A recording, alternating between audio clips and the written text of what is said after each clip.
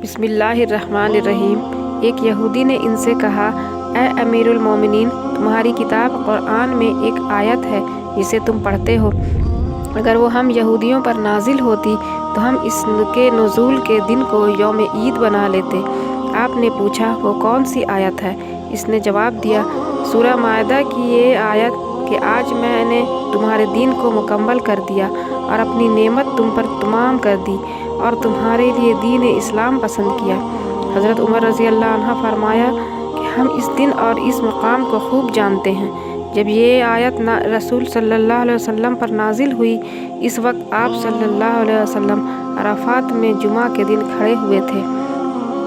نجد والوں میں سے ایک شخص حضرت صلی اللہ علیہ وسلم کے پاس آیا، سر پریشانی یعنی بال بکھرے ہوئے تھے۔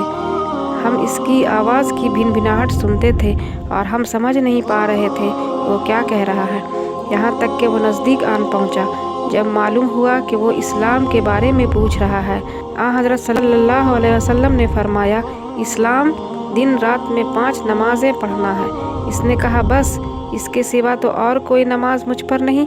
آپ نے فرمایا، نہیں، مگر تو نفل پڑھے تو اور بات ہے۔ حضرت صلی اللہ علیہ وسلم نے فرمایا، اور رمضان کے روزے رکھنا؟ اس نے کہا، اور تو کوئی روزہ مجھ پر نہیں ہے۔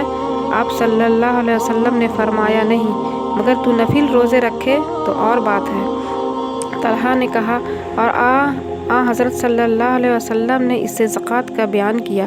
وہ کہنے لگا کہ بس اور کوئی صدقہ مجھ پر نہیں ہے۔